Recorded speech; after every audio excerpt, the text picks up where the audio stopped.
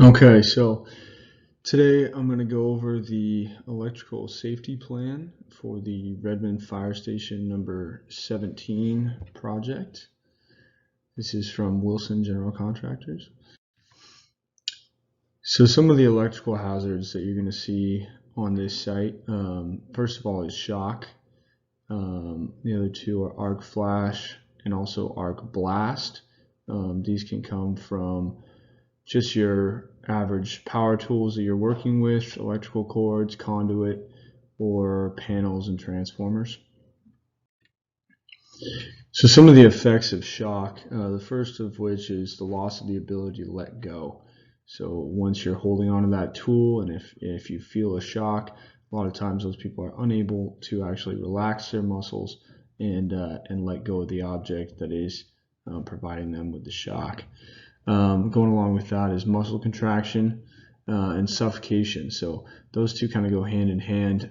Suffocation is due to the spasming of your respiratory muscles that allow you to breathe, and you can actually suffocate on essentially your own muscles. Heart palpitations, the electrical current can interfere with the way that your heart self-regulates and self-paces.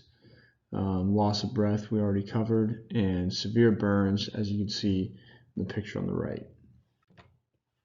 So some of the effects of arc blast, the first of which is damaged hearing. If proper ear protection is not being worn when working with certain panels, you can get damage to your hearing. Damaged brain functions, and then as well as flying metals. So that panel or transformer that you're working on oftentimes is encased in metal, and with an arc blast, those metals can go flying in all different directions at extremely high speeds.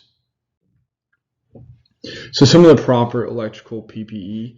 So first of all is non-conductive hard hats or arc-related hoods if you're dealing with something with potential for an arc flash and arc blast.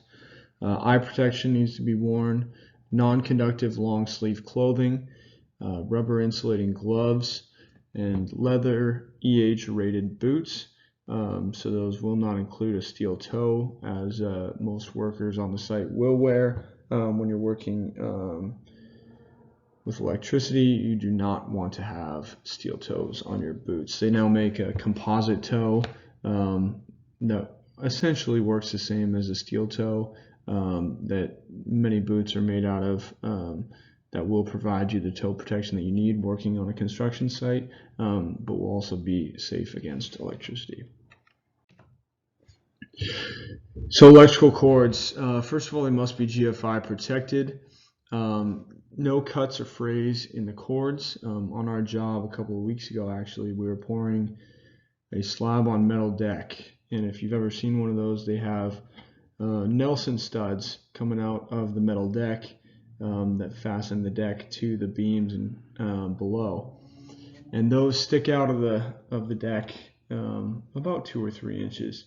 And oftentimes when you're going through a slab pour, you'll have equipment that needs to be powered from an electrical cord for that slab pour. And I actually was watching one the other day, and the cord got caught and frayed on one of the Nelson studs, gave a loud spark and killed the power to the machine. So we went and turned off the spider box that was supplying that, replaced the cord, and continued with the pour. So that just is one of the examples of how that can happen. There are many ways that it can happen throughout a job, but it's good to inspect those cords before daily use, and also during usage as well. If you're working around anything sharp that can have the potential to cut those cords, you want to make sure to exercise caution when using those. And then also ensure the cord is a high enough gauge to handle the power output needed. So many of the tools used on a job site can be powered with a standard electrical cord or extension cord. However, if you're using bigger objects, you're going to need to have baloney cords or a higher gauge cord to handle that. So some specific site hazards for the Redmond Fire Station. The first of which is the street power lines. So those power lines will be active throughout the progression of the job. And you're going to want to watch out for things like cranes operating around those, that they'll need to stay a safe distance away. Underground conduit, electrical trenches. So that's something that the civil contractor and mechanical will have to be aware of. It's good to use a locate service to find where those underground conduits are running, and also with the electrical trenches, just to make sure you don't hit a power line while digging anywhere in the area for site utilities or underground plumbing. That can provide a nasty shock and worse to operators. Another thing, transformers, electrical vaults, and circuit panels. Those will also need to exercise caution around those, and it's best to let the electricians on site handle any work that goes on in those areas, as well as you should consult with them while working around any of the transformers or panels.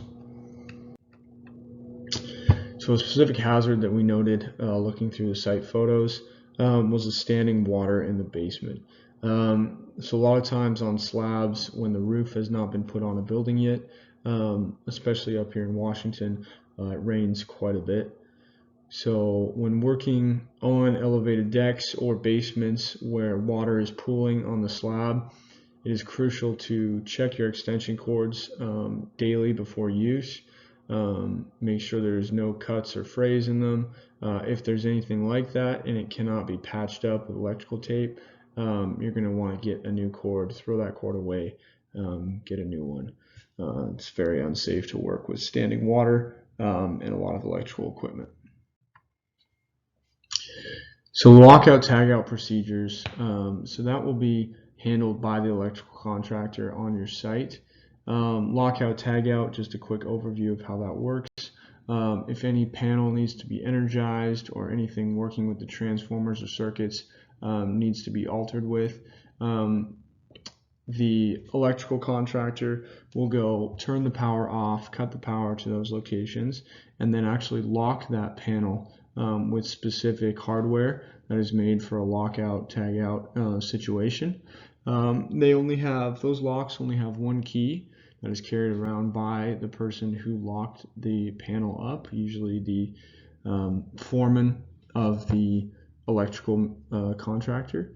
They will then go and perform the work on that line or on that conduit that needed to be repaired, fixed, installed. During that time, everyone should disconnect their primary energy sources and then verify the lockout, make sure everyone is aware that that panel is being locked out and in under maintenance. After the electrical contractor is done, they will go bring the equipment back online, unlock it, and store the hardware in a safe place, and also notify the employees. So here's a list of electrical resources from OSHA and LNI about the electrical procedures, rules, regulations regarding electrical work in construction in Washington State.